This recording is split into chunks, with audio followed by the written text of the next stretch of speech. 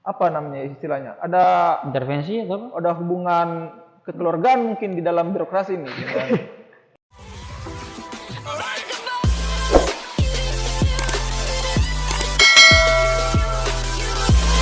Artinya kalau telah kritik ya jangan jadi ketua ya. Jangan berorganisasi. Nah, kira-kira begitu. Nah, karena 3 hal tadi tidak dilakukan oleh MPM, nah pertanyaan selanjutnya, lantas untuk apa eksistensi MPM? Kalau saya melihat bahwa eksistensi MPM ini bagi saya melihat hanya formalitas birokrasi saja. Oke, lengkapan struktural. Iya. Karena memang kan kalau saya tidak salah itu bahwa memang setiap universitas itu wajib mempunyai lembaga non struktural dalam hal ini lembaga kemahasiswaan. Kalau di tingkat universitas ada namanya BEM Universitas, ada MPM, itu terus kemudian turun ke bawahnya ada namanya BEM Fakultas, kemudian ada namanya DPM. Nah, kan itu kalau saya tidak salah secara peraturan menteri itu memang setiap universitas wajib mempunyai itu. Hampir semua kampus memiliki itu. Kalau saya tidak salah itu memang peraturan dari menteri. Kalau saya tidak salah. Nah, jadi apa kalau saya melihat eksistensi MPM ya itu hanya sekedar formalitas yang dibuat oleh birokrasi, tetapi secara apa ya? Secara aturan main yang semestinya dijalankan oleh MPM itu tidak diberi kewenangan penuh kepada birokrasi untuk MPM. Karena apa? Semisal begini. Menarik ini. MPM UHO sudah banyak menegur BEM UHO, apa segala macam yang bisa kita nilai dari keluarnya SK-SK yang SP-SP yang diberikan dari MPM UHO ke BEM UHO. Tetapi apa ketika mau ditindak itu kan kita harus kembali lagi ke MSOK dalam hal ini pihak birokrasi. Tetapi apa pihak birokrasi juga semacam acuh tak acuh dengan aduan dari MPM ini. Jadi kalau saya lihat ya MPM ini hanya sekedar pajangan-pajangan birokrasi saja supaya menjalankan menjalankan peraturan menteri yang sebagaimana mestinya. Ada kelengkapan struktural yang hanya dipajang ya, cukup maskulin ya. Tidak ada maknanya istilahnya begitu. Oke, tidak memiliki makna karena tidak menjalankan fungsi legislatifnya. Iya, bagi saya seperti yang menarik tadi, bagaimana kita melihat bagaimana akhir dari teguran-teguran yang dilakukan oleh MPM yaitu jatuh pada MSOK, yaitu dalam hal ini birokrasi. Nah, tadi Bung menyampaikan bahwa teguran-teguran yang dilakukan oleh MPM pada akhirnya banyak tidak diterima oleh MSOK. Nah, pada konteks itu persoalannya apakah pada muatan SP-nya MPM atau memang ada ketertutupan? Kalau untuk ditanya hal itu, jujur saja saya juga tidak bisa terlalu menilai. Karena kenapa? Saya juga tidak pernah lihat bagaimana bentuk SP yang diberikan MPM UHO itu. Ya, sejauh ini sih tidak pernah saya memang sampaikan. Tidak pernah baca, jadi saya tidak bisa menilai apakah muatan SP-nya yang kurang atau MSK-nya yang bagaimana. Ya. Saya hanya menilai bahwa memang tidak ada lagi namanya, tidak ada lagi kelanjutan dari SP yang diberikan MPM UHO. Bahkan kalau saya habis lihat di media itu, bahkan BEM UHO yang melaporkan MPM UHO ke MSOK. Coba, makanya ini konyol sekali orang-orang yang berorganisasi di ruang lingkup. Artinya kan semua punya hak untuk melapor ya. Ya, tetapi tetapi kalau saya lihat itu bahwa yang mestinya dilaporkan itu BEM UHO. Karena MPM UHO lah yang mengawasi BEM UHO. Tapi ini saya lihat di media pada bulan berapa itu, BEM UHO lagi yang melaporkan MPM UHO, berarti sudah BEM UHO yang mengawasi MPM ini. Ada kebolak-balik atau saya juga heran dengan orang-orang yang menjalankan organisasi di ruang lingkup kita punya kampus ini ya. Ruang lingkup universitas ini. Saya belum mendapatkan hal-hal demikian. Tapi kalau persoalan pelaporan tadi saya pikir kan MPM kan siapa yang ngawasi? Pastinya kan kembali ke MSOK juga. Kalau kan pasti laporannya mau diberhentikan kan.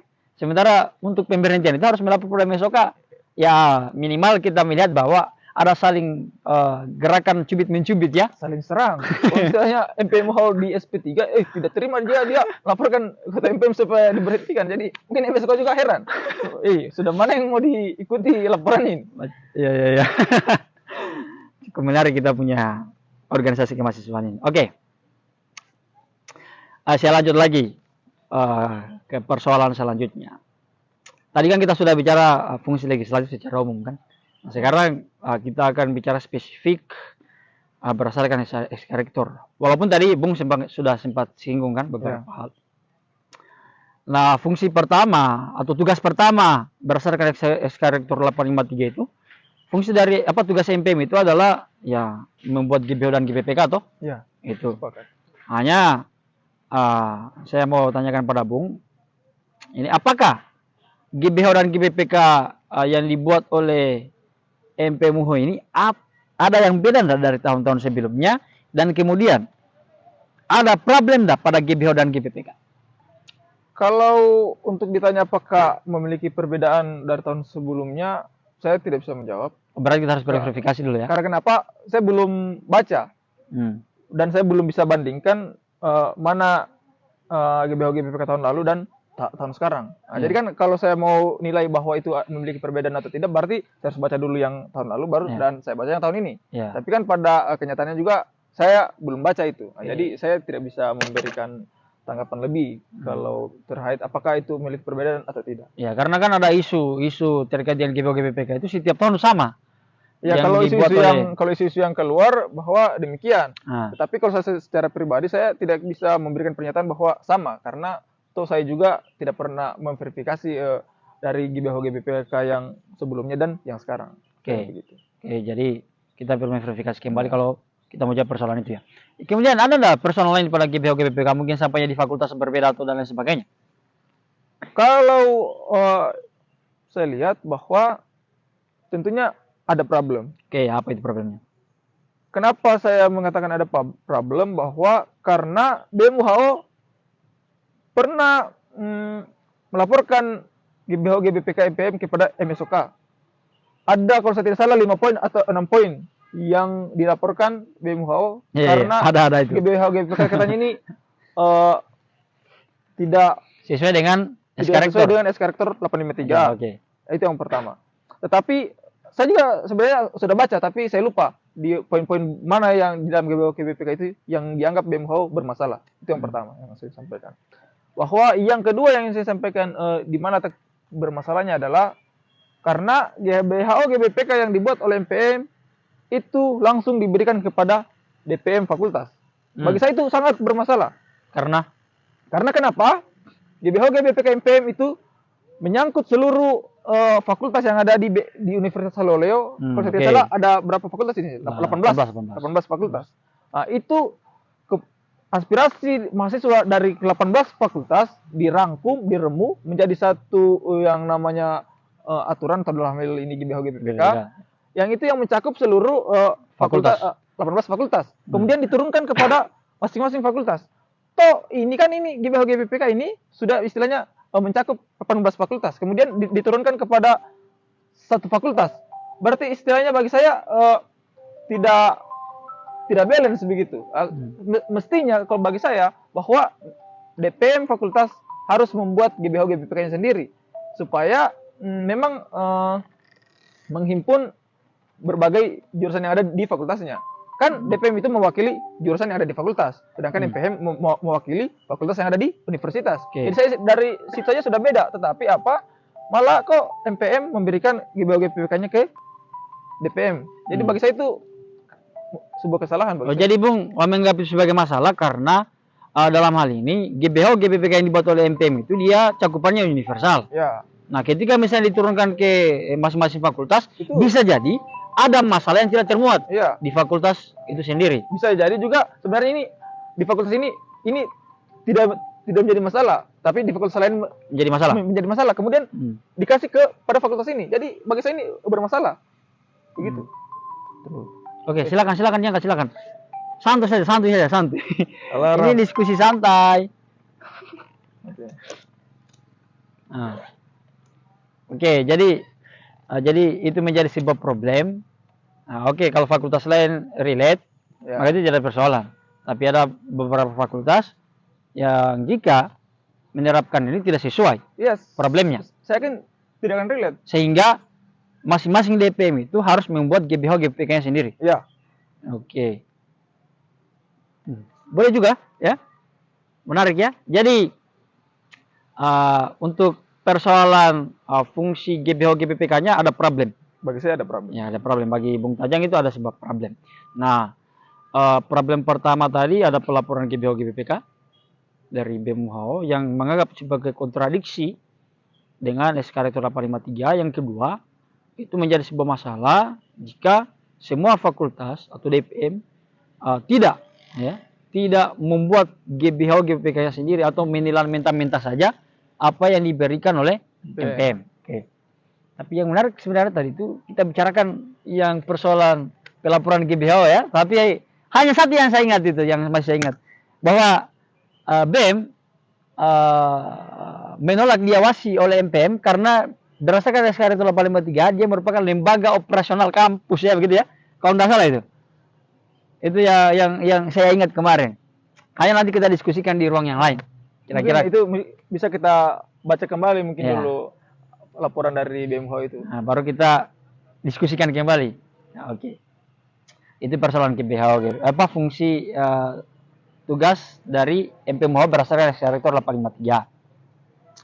Nah, ada fungsi lain juga berdasarkan SK Rektor 853, yaitu MPM itu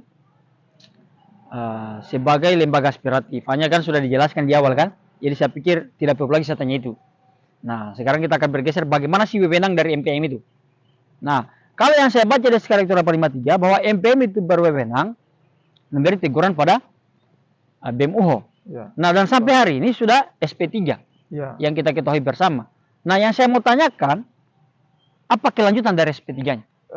Maka itu tadi yang saya sudah juga sedikit jelaskan di awal bahwa kelanjutan dari SP3 ini kita tidak lihat begitu, istilahnya tidak ada. Hilang ya? Ya hilang. Jadi seolah-olah MPM ini bagi saya tidak memiliki marwah lagi. Karena apa? Itu juga SP3 yang diberikan tidak ada realisasinya begitu, yang bukti yang kita bisa lihat bahwa BEM-UHO juga masih dengan santainya menjalankan program kerjanya, walaupun program kerjanya mungkin tidak sesuai dengan aspirasi mahasiswa. Tetapi ya MPM-UHO juga, saya pernah tanya kepada anggota MPM-UHO, katanya begini, kita katanya sudah tegur juga secara lisan dan secara tertulis. Tapi katanya kita mau apa juga, karena wewenang yang untuk maupun memberhentikan BEM-UHO itu adalah pihak MSOK, dalam hal ini birokrasi. Katanya kita mau apa juga, mungkin ada istilahnya, ada intervensi atau apa? Ada hubungan kekeluargaan mungkin di dalam birokrasi ini dengan ya, mungkin ada sedikit intervensi atau apa, kita tidak tahu itu pasti. Tapi kita berharap semoga tidak ada intervensi itu. Ya. Semoga saja. Tadi kan kita sempat menyinggung bahwa kita sempat tanya temannya kita di MPM bahwa kita sudah menegur secara tertulis, secara lisan. Tapi kan pada akhirnya itu kembali ke MSOK. Hanya kalau kita bicara lagi berdasarkan SK Rektor 853, ada satu wewenang dari MPM itu, yaitu memberi kayak usulan pemberhentian. Ya. Apakah selama ini, atau menurut Bung, apa sudah memperoleh informasi, apakah MPM itu sudah mengajukan surat tertulis terkait dengan pemberhentian BEM-UHO karena sudah di SP3 ini? Sebenarnya pengajuan pemberhentian ketua BEM-UHO itu kepada birokrasi itu memang melalui MSOK. Ya, betul. Nah, kalau saya lihat bahwa memang MPM-UHO sudah melaporkan hal itu. Tetapi kalau saya lihat tidak ada follow up ulang. Ada hasil dari pelaporannya itu, apakah ya walaupun memang MSOK menyidang bahwa BEM-UHO tidak pantas untuk diberhentikan, ya minimal tidak ada hasil begitu istilahnya. Hasil dari positif atau negatif hasil sidang dari MSOK. Tapi kan kalau saya lihat sejauh ini memang belum dilakukan sidang. Jadi tidak ada hasil apakah memang BEM-UHO ini harus diberhentikan apakah tidak.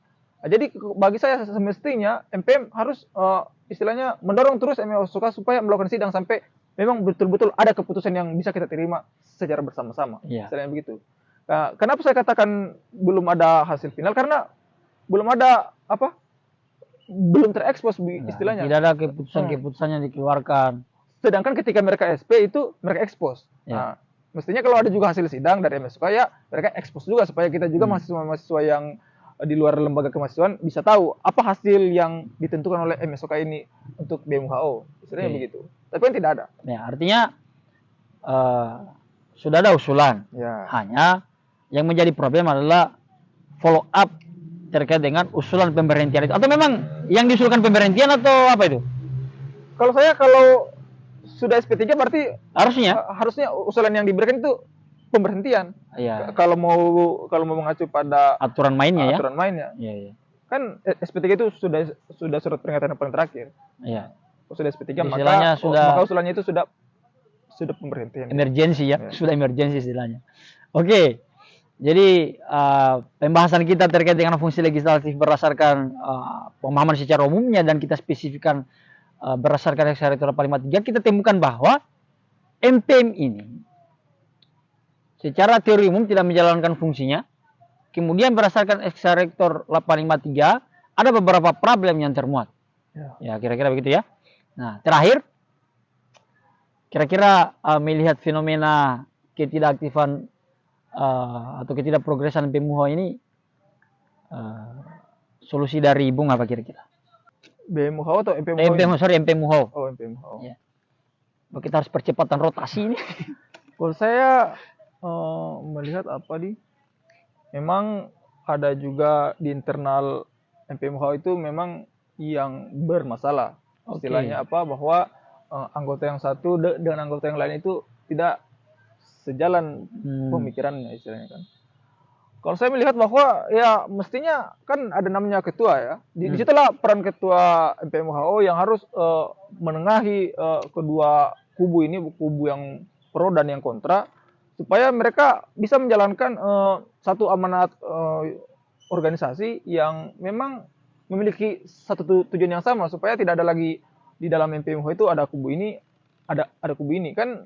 Kalau saya lihat problem di MPMUHO itu kebanyakan dari dulu-dulu itu begitu, bahwa di tiap anggotanya itu ada gap ya, ada gap-gap, ada yang pro dan ada yang kontra. Itu karena ya itu kita bisa nilai karena mungkin ada keegoisan juga dari berbagai teman-teman yang mungkin dari fakultas ini tidak sesuai dengan fakultas ini. Kita tidak bisa pungkiri persoalan itu. Akhirnya apa? Itu yang bagi saya itu juga salah satu problem yang membuat akhirnya kinerja dari MPMUHO tidak progres. Kan kalau saya tidak salah itu cara mengambil keputusan di MPMUHO juga itu mereka melalui sidang fraksi ya. Jadi siapa yang paling banyak kanunya seperti DPR. Siapa yang paling banyak kesepakatan fraksinya itu yang diikuti. Nah, akhirnya apa? Kalau ada problem-problem internal, ya itu yang membuat mereka bagi saya tidak progres. Nah, jadi tapi yang saran saya Pak, disitulah peran ketua yang harus menengahi supaya mereka satu jalur lagi sebenarnya, jadi satu tujuan yang sama. Oke, itu kan persoalan internal. Kalau kembali ke persoalan yang tidak menjalankan fungsi legislatifnya, kira-kira solusinya? Kalau saya solusinya kalau memang karena tidak menjalankan itu karena tidak mampu ya apa ya, sering-seringlah mungkin meminta saran kepada mahasiswa biasa istilahnya. Jangan juga menganggap diri kalian yang ada di lembaga kampus jadi sudah seolah-olah kalian yang paling power begitu. Full power ya. Jadi kalian enggan untuk menerima saran-saran dari masukan-masukan lain dari mahasiswa lain. Artinya sering-sering berusukan begitu ya. Misalnya sering-seringnya diskusi-diskusi lah juga sama teman-teman yang lain. Supaya kenapa itu kira-kira? Ya supaya mungkin ada masukan yang tidak terpikirkan oleh MPMUHO, ternyata dipikirkan oleh mahasiswa yang lain. Nah, jadi bisa disampaikan, kemudian MPMUHO menjalankan apa yang disarankan. Good government sekali ya. Oke, jadi itulah solusi dari Bung Tajang tadi. Pertama bahwa MPM itu perlu membenahi secara internal dan ini harus dimediasi oleh ketua MPM sendiri. Karena kan tidak ada dewan penasihat di MPM kan. Sepengetahuan saya tidak ada. Tidak ada, sepengetahuan saya juga tidak ada. Kemudian yang kedua untuk MPM yang tidak menjalankan fungsi legislatifnya, saya pikir berdasarkan argumentasi Bung Tajang, ya sering-sering membangun diskusi dengan kalangan mahasiswa biasa ya, supaya ada ide-ide yang tidak terpikirkan kemudian bisa menjadi solusi untuk MPMUHO. Nah, itu diskusi terkait dengan MPM hari ini. Terima kasih Bung sudah menyempatkan waktunya untuk podcast persoalan MPM, persoalan kita punya lembaga ini. Terima kasih, Bung. Terima kasih.